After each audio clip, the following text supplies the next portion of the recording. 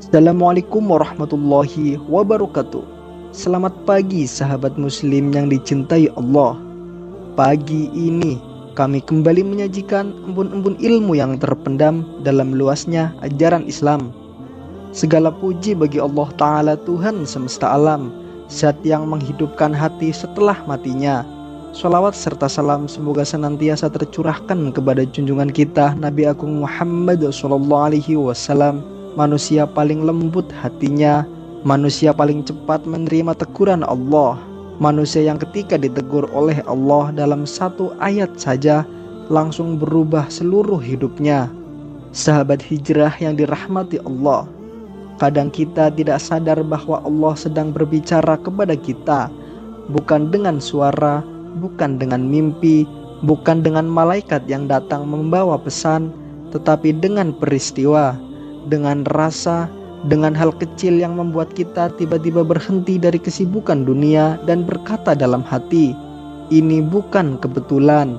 Ada orang yang tersadarkan bukan oleh ceramah, bukan oleh kecelakaan besar, bukan oleh keajaiban besar. Ada yang tersadarkan oleh kerikil kecil yang membuat langkahnya terhenti. Ada yang tersadar karena ucapan orang asing yang hanya lewat sekilas. Ada juga yang tersadar karena kehilangan barang kecil yang membuatnya menangis berjam-jam. Ada pula yang tersadarkan hanya karena melihat orang tua tertidur dan tiba-tiba hatinya retak. Itulah teguran Allah, teguran yang datang tanpa kata, namun menghancurkan kerasnya hati dalam satu detik. Hati yang mati bukan karena dosa besar. Ulama mengatakan, kematian hati bukan karena satu dosa besar, tapi karena terbiasa meremehkan dosa kecil. Dosa besar membuat sebagian orang takut, lalu bertaubat. Tapi dosa kecil tidak terasa, tidak membuat takut, tidak membuat kita mengadu kepada Allah. Dan dosa kecil itulah yang membentuk dinding tebal antara kita dan teguran Allah. Karena itu Rasulullah SAW bersabda, hati akan ditutup oleh titik hitam setiap kali seseorang berbuat dosa. Hadis riwayat Tirmizi. Dan ketika titik itu menumpuk, hati menjadi berat menerima teguran. Karena itu, jika engkau masih mudah tersentuh, ketahuilah itu tanda hatimu masih hidup.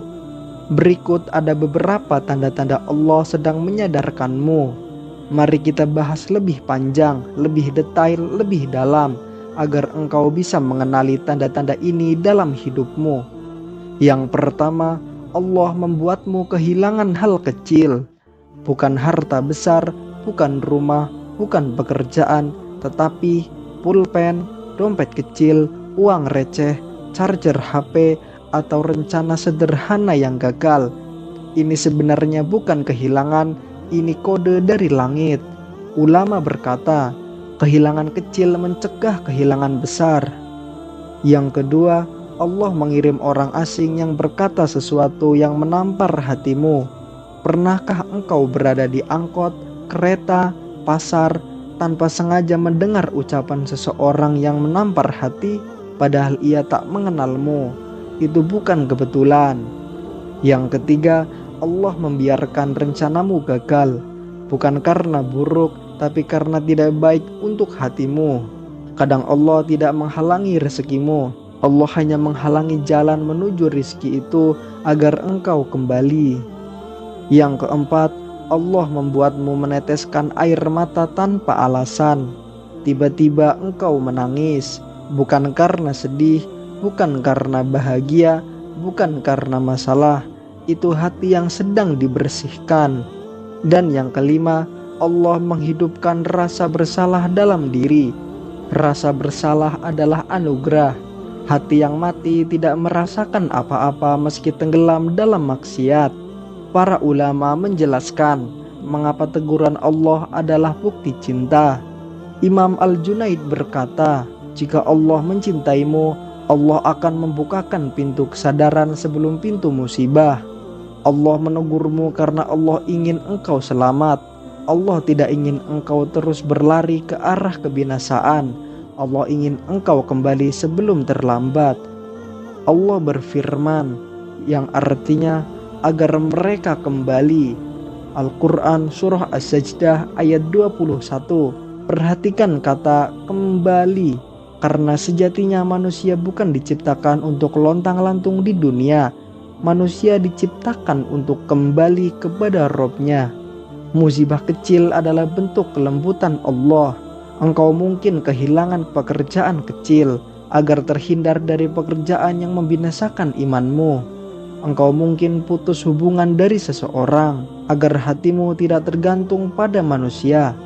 Engkau mungkin gagal mencapai sesuatu yang engkau kejar agar Allah melindungimu dari sesuatu yang engkau tidak tahu bahayanya. Kadang Allah mengempaskan hidupmu agar engkau tidak hancur permanen. Ada beberapa kisah ulama tentang teguran Allah. Kisah Imam Malik. Imam Malik pernah ditegur Allah ketika ia terlalu banyak berfatwa dalam keadaan sakit. Ia berkata, ilmu bukan banyaknya perkataan, tetapi cahaya yang Allah letakkan di hati.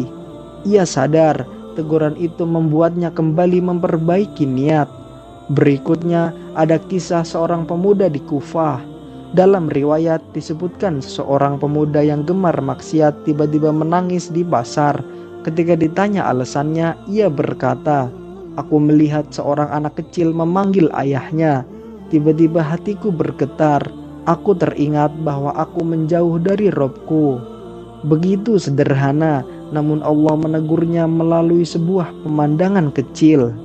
Ketika Allah menarikmu melalui rasa sakit, sakit bukan hukuman, sakit bukan pembersihan. Imam Ibnu Qayyim rahimahullah berkata, seandainya seorang hamba mengetahui betapa Allah menghapus dosanya saat ia sakit, ia akan mencintai sakit tersebut.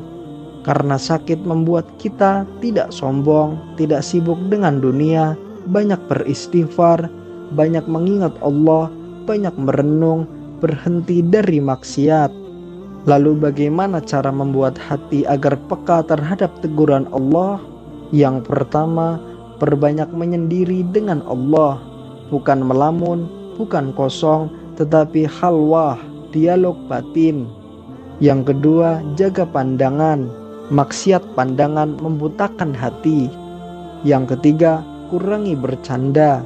Bercanda yang berlebihan mematikan kepekaan. Yang keempat, sering membaca Al-Quran dalam keadaan sendiri. Al-Quran adalah surahnya Allah. Yang kelima, dengarkan ceramah yang menampar hati, bukan hanya yang menyenangkan telinga.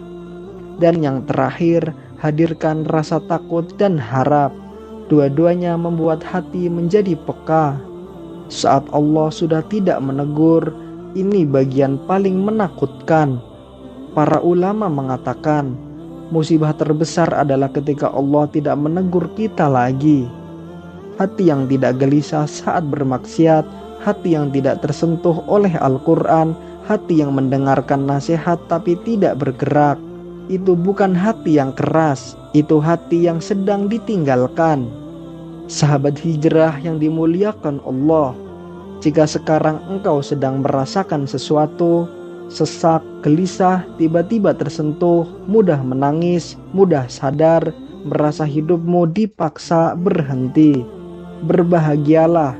Itu semua tanda bahwa Allah sedang mengembalikanmu. Hidayah bukan datang dari ceramah, bukan dari ilmu, bukan dari pengalaman. Hidayah datang dari Allah, dan Allah menegur hanya orang yang Ia cintai. Semoga Allah mengampuni dosa-dosa kita dan menjauhkan kita dari perbuatan maksiat, dan kita bisa mendapatkan cintanya Allah. Amin, amin ya robbal alamin. Nah pemirsa, sampai di sini akhir perjumpaan kita hari ini. Terima kasih atas perhatian Anda.